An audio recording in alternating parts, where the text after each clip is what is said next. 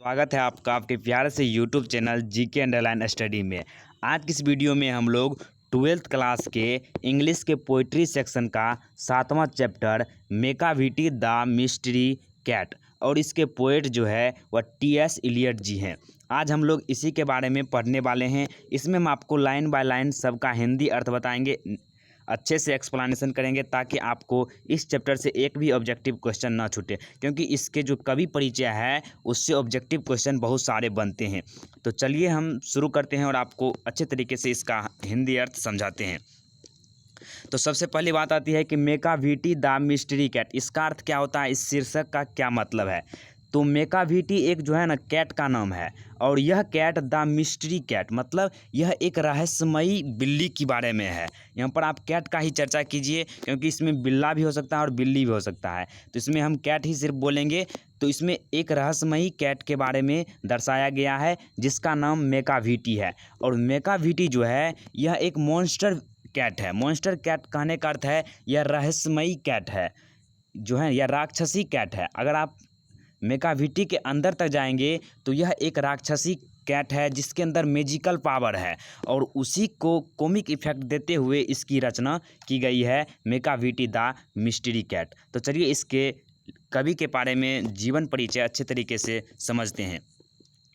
T.S.. Elliot का पूरा नाम होता है टॉमस स्टीअर्न्स इलियट।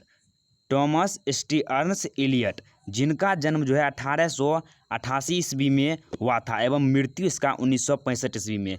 इसका जो जीवन काल है वह 1888 से लेकर 1965 तक है। उसके बाद he was born in S T. Louis Missouri USA but eventually settled in England. कहने का अर्थ है कि इनका जन्म जो है एस टी कहने का अर्थ होगा यहाँ पर स्ट्रीट मतलब गली, तो स्ट्रीट गली लुइस और मिसोरी USA में जो पड़ता है वहाँ पर इनका जन्म 1888 ईस्वी में हुआ था। बट लेकिन इवेंचुअली सेटल्ड इन इंग्लैंड, लेकिन जो है यह अंतोगतवा, इवेंचुअली मतलब होता है अंतोगतवा या अंत में, यह अंत में जो है वह इंग्लैंड में सेटल हो गए। यह भी प्रश्न पूछा जाएगा कि टी.एस. इलियट जी अंत में इवेंचुअली कहाँ पर सेटल्ड हो गए, तो यह इंग्लैंड में सेटल हो गए थे। उसके बाद है a classicist in literature, an Anglo Catholic in religion and a royalistic in politics.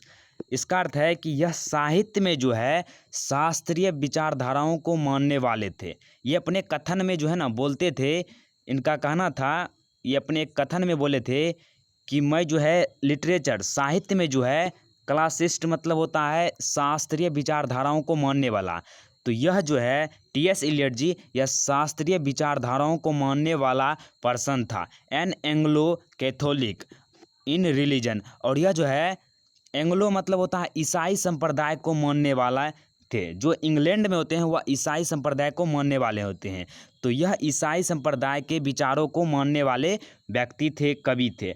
और जाके यह एक जो है रॉयलिस्ट इन पॉलिटिक्स, और यह राजनीति में जो है रॉयलिस्ट मतलब क्या होता है कि राजतंत्रवादी जो है ना, राजतंत्र में यह इसका जो विशेष लगाव था वह राजतंत्रवादी विचारधाराओं को ही मानते थे। उसके बाद है he rose to become one of the greatest poets of the 20th century. जो टी.एस. इलियट जी हैं यह 20वीं शताब्दी के एक महान कवि के रूप में प्रसिद्ध हुए थे, एक महान कवि थे। 20वीं सदी में एक महान कवि का संज्ञा जो है वह टी.एस. इलियट जी को दिया जाता है। यह भी पूछा जाएगा कि निम्न में से कौन जो है, इंग्लिश में ही रहेगा आपको कि इन जो है कौन से कवि जो है या टी.एस. इलियट जी किस शताब्दी के कवि थे, किस सेंचुरी के कवि थे, तो 20th सेंचुरी 20वीं शताब्दी के ये कवि थे। उसके बाद है he was also a distinguish critic and dramatist. इसके कहने का अर्थ है कि he was also a distinguish, यह जो है इसे जो है ना सम्मान मिला है, यह प्रतिष्ठित हुए हैं। एक क्रिटिक मतलब होता है आलोचक और ड्रामेटिस्ट मतलब नाटककार के रूप में इसे यह जो है नाटककार और आलोचक के रूप में प्रतिष्ठित हुए हैं। आलोचक वह होता है जो किसी के काव्य में, कविता में जो है ना गलतियां को ढूंढता है, खामियों को ढूंढता है। तो यह एक बेहतर आलोचक और नाटककार थे। फिर है he was awarded the Nobel prize for literature in 1948। और इन्हें जो है नोबेल प्राइज से 1948 ईस्वी में सम्मानित किया गया था, अवॉर्डेड किया गया था।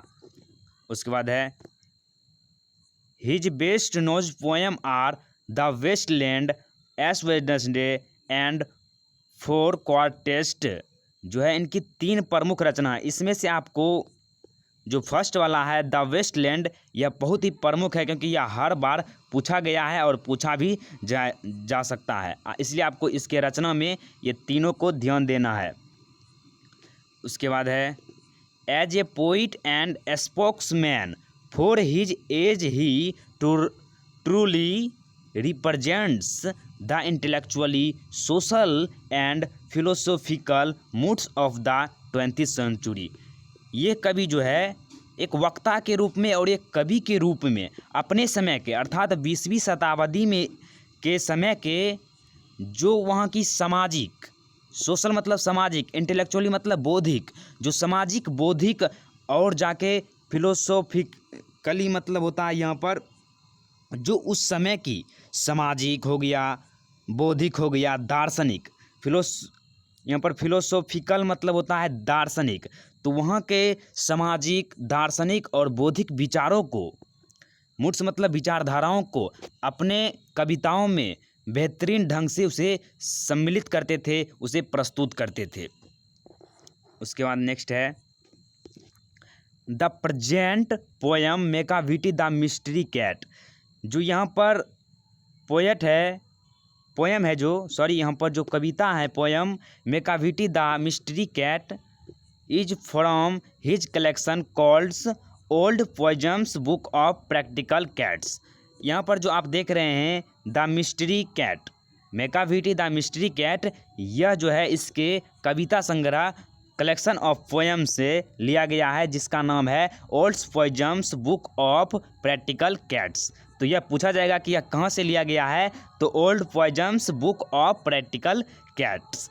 ये भी बहुत ही महत्वपूर्ण है, आपको ये ध्यान रखना होगा।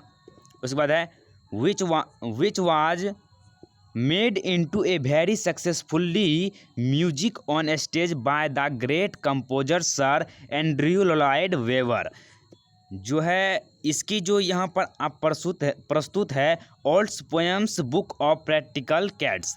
तो इसमें जितने संग्रह थे उसे म्यूजिक के द्वारा सफलतापूर्वक स्टेज पर खेला गया है। वह किसके द्वारा, तो कंपोजर सर जो है एंड्रयू लॉयड वेबर, आपको वेबर याद रखना है, वेबर सर के द्वारा जो है इसके जो भी संग्रह थे कलेक्शन ऑफ पोएम उसे नाटक के रूप में स्टेज पर प्रस्तुत किया गया है। उसके बाद है it is a light poem in the mock heroic vein. और यहाँ पर लाइट पोएम कहने का क्या अर्थ है, तो लाइट पोएम कहने का अर्थ है कि बिना सीरियस में लिखा गया, नॉट सीरियस मतलब बिना सीरियस में लिखा गया, अगंभीर से रूप से लिखा गया यह एक कविता है द मोक हीरोइक वैन। और इसके अंदर जो है आपको बनावटी, मोक मतलब होता है बनावटी और हीरोइक मतलब वीरतापूर्ण और वैन मतलब शैली, और जो यह कविता को अगंभीर रूप से बनावटी वीरतापूर्ण शैली में यहाँ पर दर्शाया गया है। उसके बाद है it does not need any solemn और डिटाइटल्ड एनालिसिस। और इसे समझने के लिए आपको कोई गंभीर डिटाइटल या जो है विश्लेषण की आवश्यकता नहीं है।